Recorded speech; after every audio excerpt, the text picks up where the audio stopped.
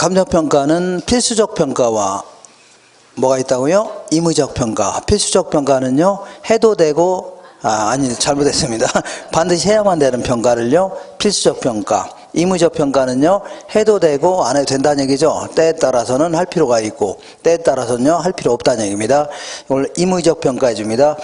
이번에는 그 124페이지 아래쪽에 보시면 평가의 전제 조건에 따른 분류다에서 현황평가, 오른쪽 맨 위에 보니까 조건부 평가, 기한부 평가, 소급 평가 뭐 이런 게 있죠. 이걸 좀 알아볼게요.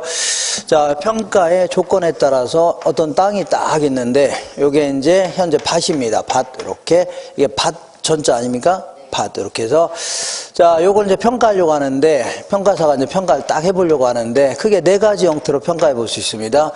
자, 맨 먼저 이 밭인 상태 그대로 평가해 볼 수 있겠죠? 이렇게 평가해 볼 수도 있고 만약에 요게 이제 지목이 전인데 지목이 대로 바뀐다면 대가 뭐냐면 주거용지, 상업용지 이런 식으로 해서 건물을 지을 수 있는 땅이 되는 겁니다. 그죠? 그러면 건물을 지을 수 있는 땅이 되면 더 가격이 비싸질까요? 싸질까요? 비싸질 거 아닙니까? 그러니까 대로 바뀐다면 그러면 바뀐 거예요? 바뀐 건 아니에요? 아직 바뀐 건 아니죠? 그러니까 바뀔 거를 상정해서 평가해 보는 거 아닙니까? 가정해서 평가하는 거죠. 이렇게 해서 평가해 볼 수도 있고 그 다음에 2023년 12월 31일자를 기준으로 해서는 얼마가 될 것인가 이렇게 평가해 볼 수 있는 거 아닙니까? 그러니까 미래 특정 일자를 기준으로 평가해 볼 수도 있는 겁니다. 이번엔 거꾸로 2016년 자 5월 31일을 기준으로 평가해 볼 수 있는 거죠. 이렇게 자 그래서 지금부터 이름을 붙여보겠습니다. 이름을 딱 붙여보는데 자 이런 식으로 현재 있는 상태 그대로 평가하는 거를요 현황평가다 이렇게 표현합니다. 있는 상태 그대로 뭐 공법상 규제가 있다면 있는 상태 그대로 평가하는 겁니다. 이렇게 하는 걸요 현황평가하는 거고 그 다음에 아직 대로 바뀐 건 아니죠. 그래서 미래에 자 불확실한 상황을 상정해서 확실한 건 아니잖아요. 만약에 바뀐다면 얼마가 될 것인가 이렇게 평가하는 걸요 조건부 평가라는 겁니다. 조건부 평가다 이렇게. 자, 그 다음에 세 번째는요 미래 특정 일자를 기준으로 평가하는 걸요 기한부 평가다 이렇게 얘기합니다. 기한부 평가. 마지막으로 과거 특정 일자를 기준으로 평가하는 걸요 소급 평가다 이렇게 얘기합니다. 소급 평가.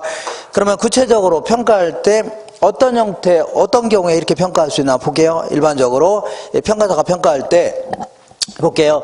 어떤 지역이 이제 그린벨트로 딱 묶여 있습니다. 개발지향구로 딱 묶여 있다는 얘기죠, 현재.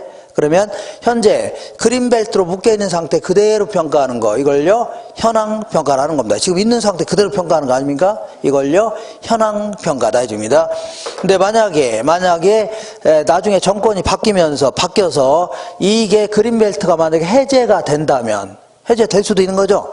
만약에 해제가 된다면 얼마가 될 것인가 이렇게 평가하는 걸요 조건부 평가라는 겁니다. 근데 이거는 해제가 된 거예요 안 된 거예요? 아직 안 된 거잖아요. 그래서 이 만약에 해제가 된다는 걸 가정해서 평가하는 거 있죠. 이걸요 조건부 평가라는 겁니다. 그 다음에 이제 기한부 평가는 보통 어떤 경우에 평가하냐면 어떤 아파트를 좀 짓기 시작했습니다. 아파트를 짓기 시작했는데 얘가 무슨 전쟁이 나지 않은 이상 완성되겠죠. 2년이고 3년 있다 완성될 거 아닙니까? 그래 완성 시점에서의 아파트 가치를 평가해 볼 수 있는 거 아닙니까? 이렇게 하는 걸요. 이거를 기한부 평가를 하는 겁니다. 기한부 평가. 그리고 소급 평가는요. 과거 특정 일자를 기준으로 평가하는 건데 요거는 거의 자 이 소송이 진행됐을 때 이때 있잖아요. 소송 같은 거 진행됐을 때 과거로 돌아가서 가격 있죠? 요걸 평가한 다음에 거기에 따라서 보상 얼마를 더 줘야 된다. 이렇게 평가해 볼 수 있는 거 아닙니까? 이런 거를요, 소급 평가를 하는 겁니다. 이렇게. 자, 이렇게 해서 이 조건에 따라서 이렇게 여러 가지 형태로 평가해 볼 수 있는 겁니다. 이번에는 125페이지 위에서 6번째를 보시면 평가 대상물 구분에 따른 평가다. 평가 대상물 구분에 따른 평가인데 그 옆에 감정 평가에 관한 규칙 있어 없어요? 요걸 줄여서 지금부터 깜찍하게 감칙해 줍니다. 어떻게 하라고요? 깜찍하게, 감칙, 이렇게. 그래서 별 말이 없으냐, 감칙하면요, 감정평가 및 감정평가사에 관한 법률이 있습니다. 그 법에 따른 국토교통부령으로 정해놓는 시행규칙을 얘기합니다. 각종 세세한 사항이라든가 절차 같은 거를 정해놓는 게 요게 감정평가 규칙입니다. 자, 그래서 평가 대상 물건에 따라서 우리 감정평가할 때는 원칙적으로 개별평가하는 게 원칙입니다. 뭐 그런 표현이 없는데, 무슨 평가라고요?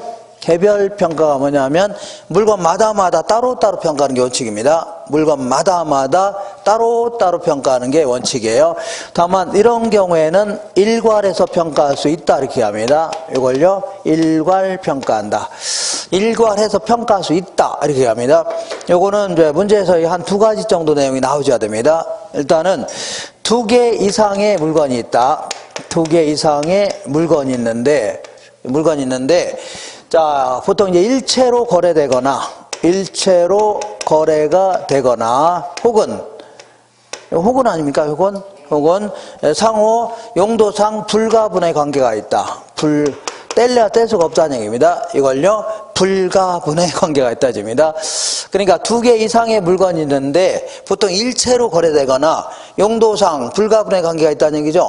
뗄래야 뗄 수 없다. 무슨 얘기인지 모르겠다. 그러면 복합부동산 생각하시면 돼요. 우리 이제 토지하고 건물은 다음 시간에 하겠지만 1월 2일 날 할 겁니다. 2일인가 3일인가. 요거는 토지하고 건물은 별개의 부동산입니다. 뭐라고요? 따로따로 부동산이에요. 따로따로 팔 수도 있고 따로따로 담보 잡히고 돈 빌릴 수 있는 겁니다. 별개의 부동산입니다.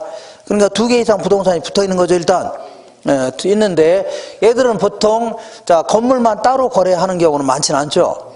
보통 이제 일체로 거래하는 게 일반적입니다. 그리고 얘가 이제 용도상 가치 형성에 불가분의 관계가 있다 그런 얘기입니다. 무슨 얘기냐면 얘가 건물이 1층짜리냐 100층짜리냐 1년밖에 안 됐냐 50년 된 거냐 철근 콘크리트조냐 벽돌조냐 이런 거에 따라서 토지의 가치에 영향을 줄까요 안 줄까요? 줄 수 있는 겁니다. 가치 2층짜리 건물이냐 50층짜리 건물이냐 당연히 토지 가치에 영향을 주는 거죠. 그리고 똑같은 아이파크 아파트인데 이게 서울의 강남에 있는 땅이냐 강북에 있는 땅이냐 남양주에 있는 땅이냐 아니면 부산에 있는 땅이냐 이런 거에 따라서 건물 가치에 영향을 줘야 안 줘요? 줄 수 있다는 얘기입니다. 그렇잖아요? 그러면 가치 형성에 용도상 불가분의 관계가 있다는 얘기입니다. 뗄래야 뗄 수 없다는 얘기죠. 이럴 경우에는 따로따로 평가하는 거는 큰 의미가 별로 없다는 얘기입니다. 왜냐하면 보통 일체로 거래하는 게 일반적이잖아요. 그죠? 그러니까 이때는 통째로 평가하는 게 합리적이라는 얘기입니다. 통째로.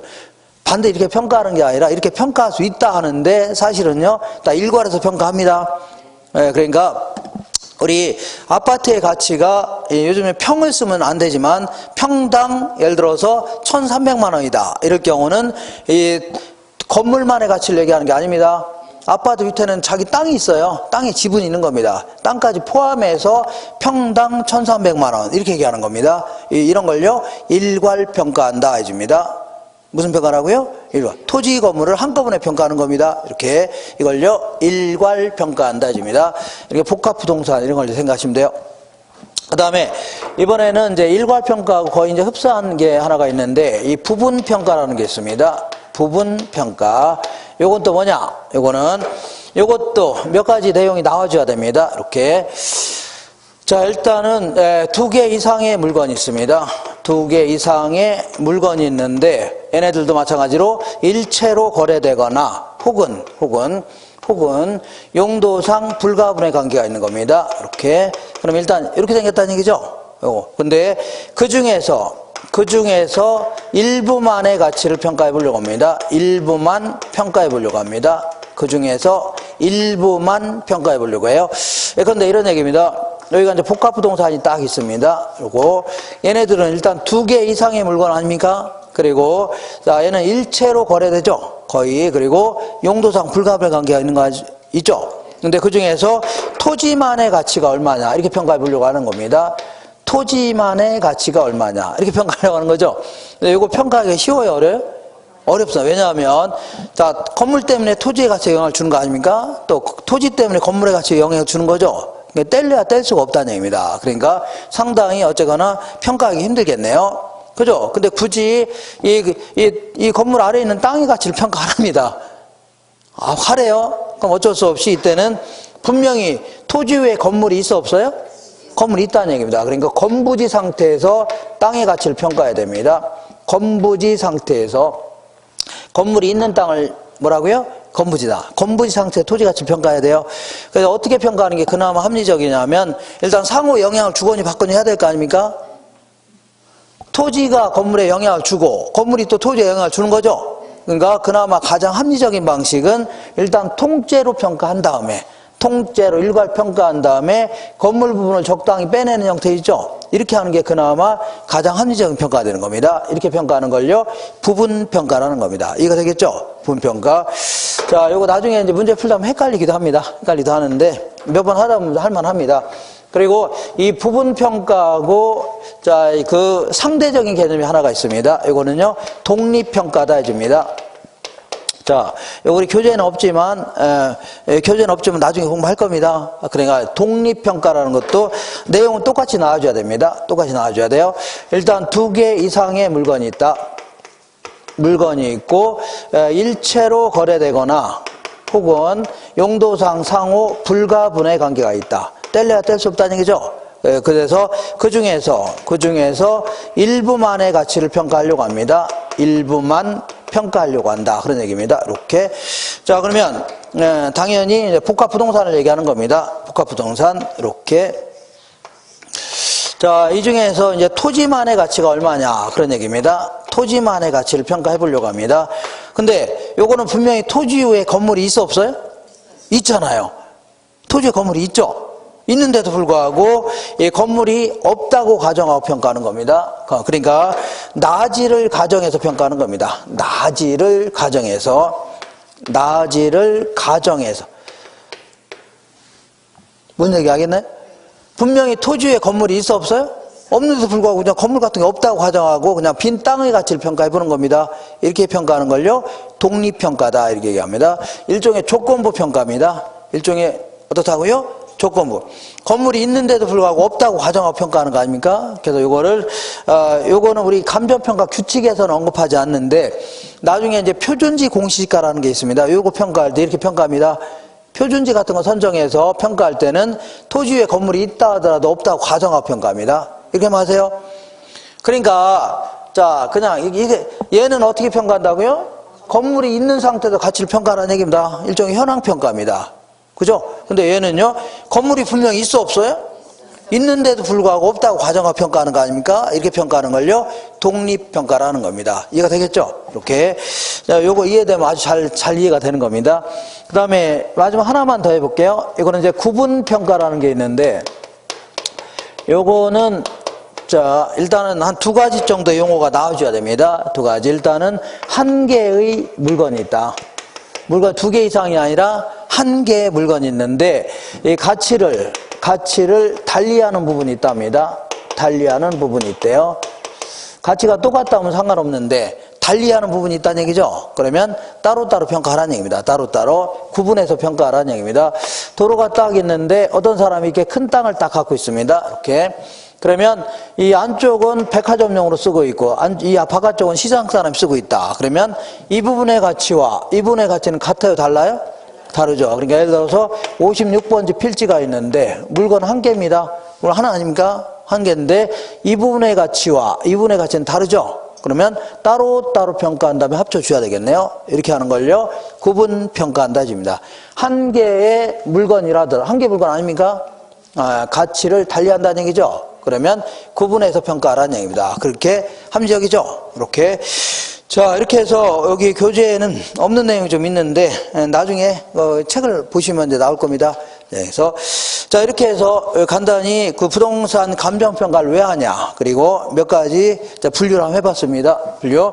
이번에는 자, 지금부터 부동산 가치가 이론적으로 어떤 형태로 결정되냐 알아보겠습니다. 이론적으로 어떤 형태로 결정되냐 이거 알아볼게요. 요거는 좀 지우겠습니다. 자, 그러면 일단은 이거부터 먼저 할게요. 뭐부터 하냐면 우리 입장에서는 가격이나 가치나 뭐 그놈이 그런 것 같죠.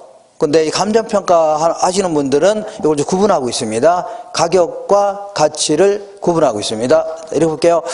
예컨대 이제 1억짜리 부동산을 요번에 9천만 원에 구입했답니다. 9천만 원에 구입했다. 이렇게 할게요. 자, 그러면 1억짜리라는 얘기는 이 정도의 값어치가 있다고 치자. 이 정도의 뭐가 있다고요? 값어치가 있다. 이거를 가치라는 용어를 써볼게요. 가치. 자, 가치라는 용어. 영어로는요, value 이렇게 얘기합니다. value 이렇게. 자, 그러면 이제 가치의 본질이 뭐냐? 가치의 본질이, 자, 내가 이제 지나가다 수박을 하나 구입하려고 합니다. 수박. 이거 한여름도 아닌데 수박도 그러네. 어쨌거나 수박 한 통을 딱 구입하려고 하는데, 한 통 딱 구입하면서 돈을 왜 지불하려고 합니까?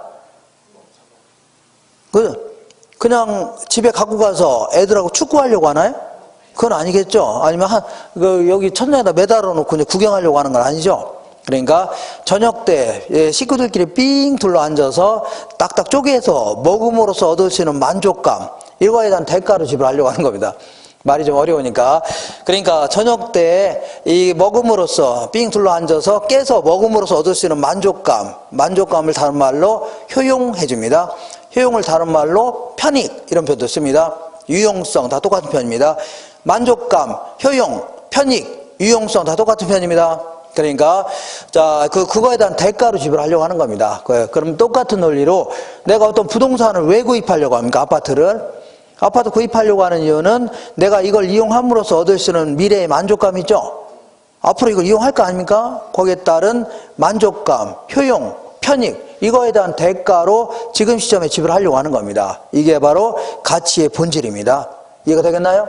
그러니까 결국은 가치라는 것은 장래 얻을 수 있는 편익을 지금 시점의 가치로 바꿔놓은 걸 현재 가치라는 겁니다.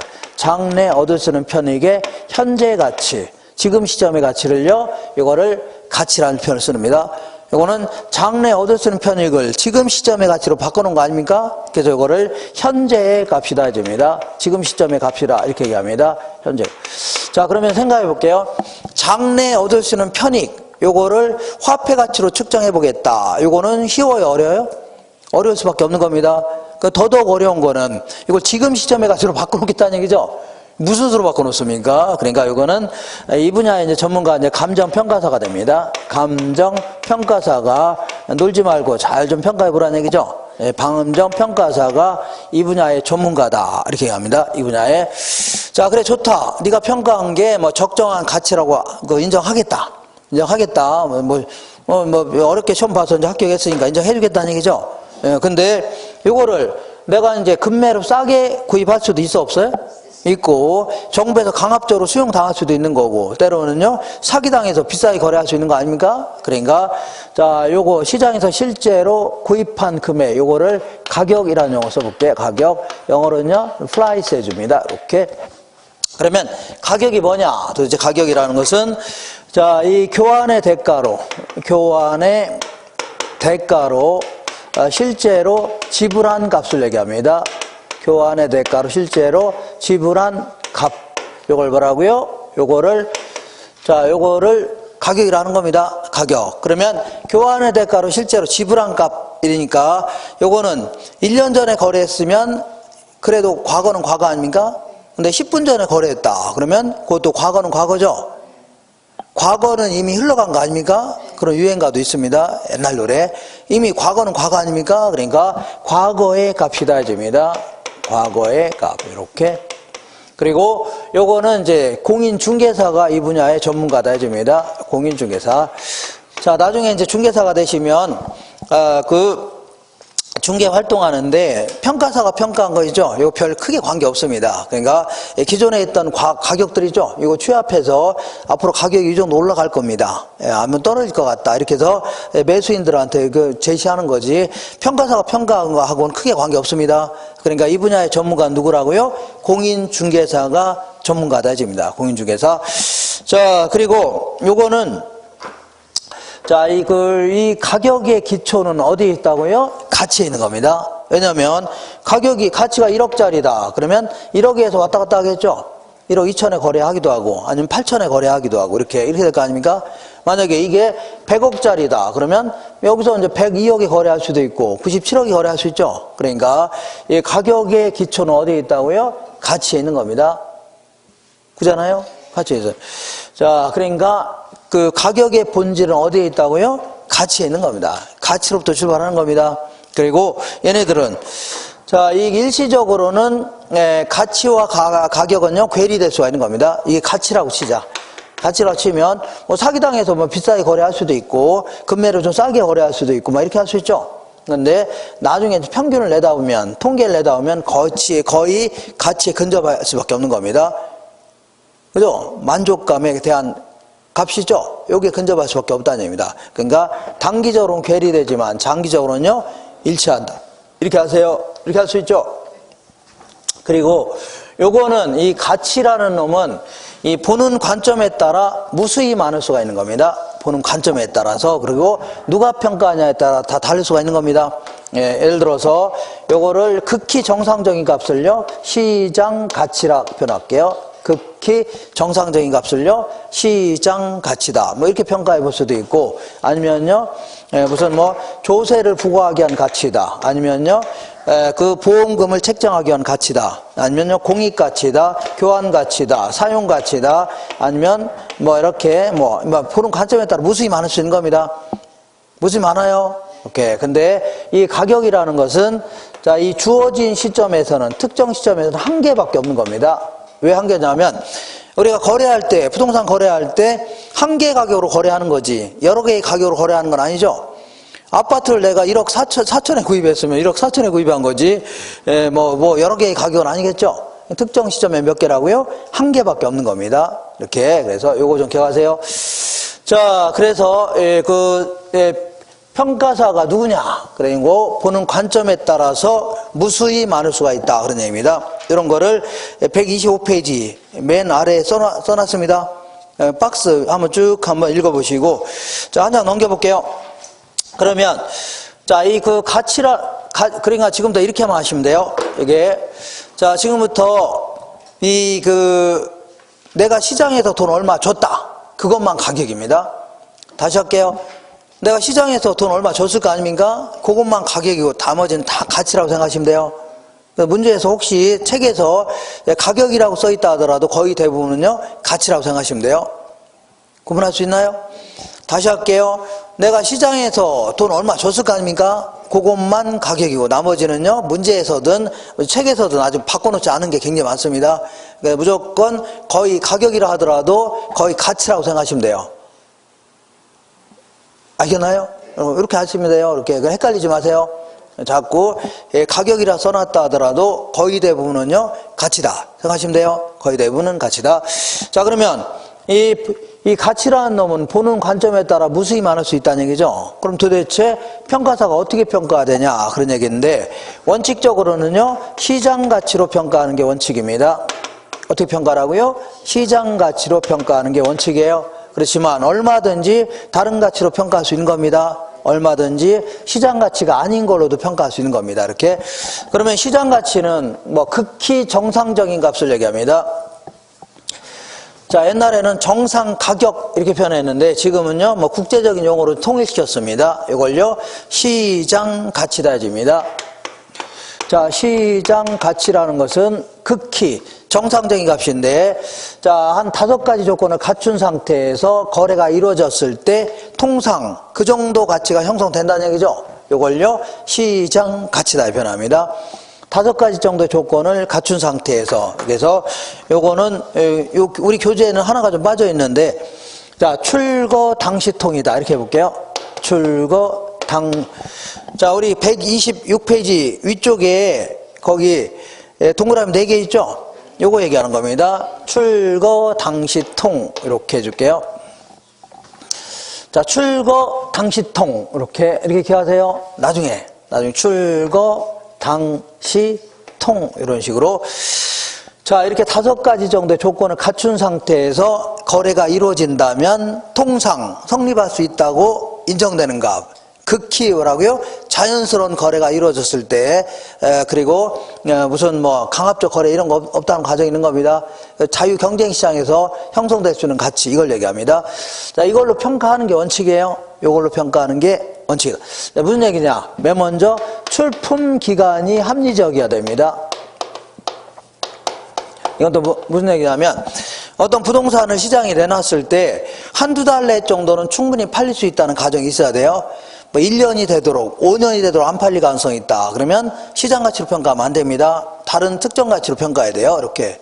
예, 그 다음에 두 번째는요, 예, 거래의 자연성이다 해서 자연. 이건 또 뭐냐면, 자, 이 극히 뭐 금매라든가 정보에 의한 강압적 거래 이런 거 있죠. 아니면 친척 간의 거래 이런 건 없다는 가정이 있어야 돼요.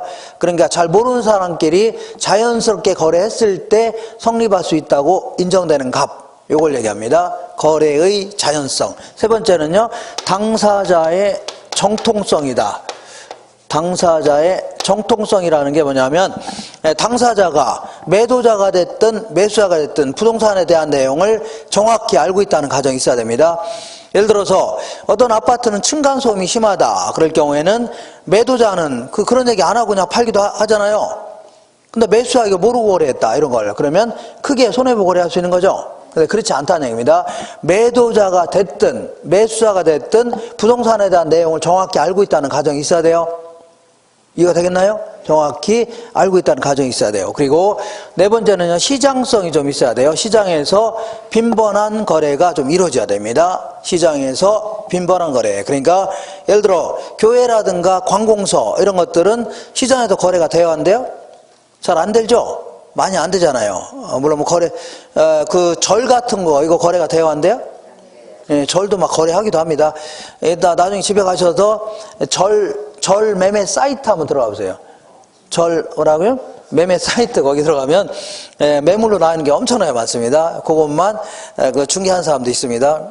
그 성도수라든가 성도라고 하나요? 거기 뭐 이런 거 있죠. 이런 거에 따라서 권리금도 받고 이렇게 사고 팔고 합니다. 교회뿐만 아니라. 근데 이제 일반적으로는 이제 그런 거 없다는 가정이 있어야 돼요. 그러니까 이 빈번한 거래는 없다는 가정이 있다고 쳐야 돼요. 이거 되겠나요? 절 매매하고 이런 거 처음 들어봤나요? 저 이따 쉬는 시간에 절 매매 사이트 쳐보세요. 절 매매. 그러면 사진 찍어놓고 막 올려놓고 했습니다. 몰랐나 보네요. 이번 게 아세요? 이렇게. 이거. 자, 그 다음에 마지막으로 통상적인 자유 경쟁 시장을 가정해야 됩니다. 통상적인 시장이 뭐냐면, 우리 사회주의과처럼 폐쇄된 시장이 아니라 어떤가요? 자유 경쟁 시장이 있죠. 여기서 거래한다는 가정이 있어야 됩니다. 이러한 5가지 정도 조건. 그러니까 한마디로 얘기하면 극히 자연스러운 조건 아닙니까? 극히 자연스러운 조건을 갖춘 상태에서 거래가 이루어졌을 때 성립할 수 있다고 인정되는 값. 이걸 뭐라고요? 시장 가치라는 겁니다. 그러니까 원칙적으로 뭘로 평가하라고요? 시장 가치로 평가하라. 얘기하면 나가라. 그죠? 근데 반드시 이렇게 평가해라. 그건 아닙니다. 다른 가치로 얼마든지 평가할 수 있어요. 다른 가치로도 얼마든지 평가할 수 있다. 예를 들어 볼게요. 예외적으로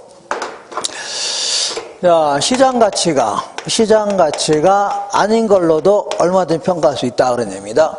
예를 들어 볼게요. 자, 1번에 법령에 다른 규정이 있답니다. 법령에 뭐가 있다고요? 다른 규정. 예를 들어서 과세 가치 같은 경우에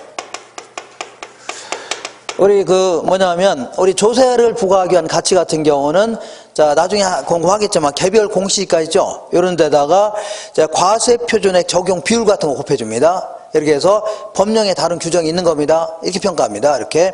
그 다음에 의뢰인의 요청이 있는 경우, 예를 들어서 자, 이 담보로서의 안정성을 특히 고려해서 평가해달라. 은행이 그러는 겁니다. 평가사한테. 담보로서 안정성에 특히 고려해서 평가해달라. 그러면 좀 낮게 평가해 볼 수 있는 거죠. 이렇게 평가할 수 있는 겁니다. 얼마든지 이렇게. 그 다음에 평가 목적이라든가 대상 물건의 특성에 비추어서 사회 통념상 필요하다고 인정되는 경우, 예컨대 보험 가치 같은 거, 보험료를 책정하기 위한 가치 같은 경우는 보험업계에서 그 어떤 통념상 어떤 가치가 정해지는 가치가 있을 겁니다. 그렇잖아요? 이런 거 얼마나 평가할 수 있다는 얘기입니다. 이렇게 다양한 형태로 평가할 수 있다. 그러니까 원칙이 무슨 가치로 평가하라고요? 시장 가치로 평가하는데 예외적으로 얼마든지 다른 가치로 평가할 수 있어요, 없어요? 있다는 얘기입니다. 그 얘기하는 겁니다. 얼마든지 다른 가치로 평가할 수 있다. 이렇게 하시면 돼요. 자, 그 다음에 부동산 가치의 발생 요인과 뭐 형성 요인 뭐 이런 게 있는데, 자, 이런 것들은 약간 뭐 시간이 걸리는 바람에 자, 끊었다 하겠습니다.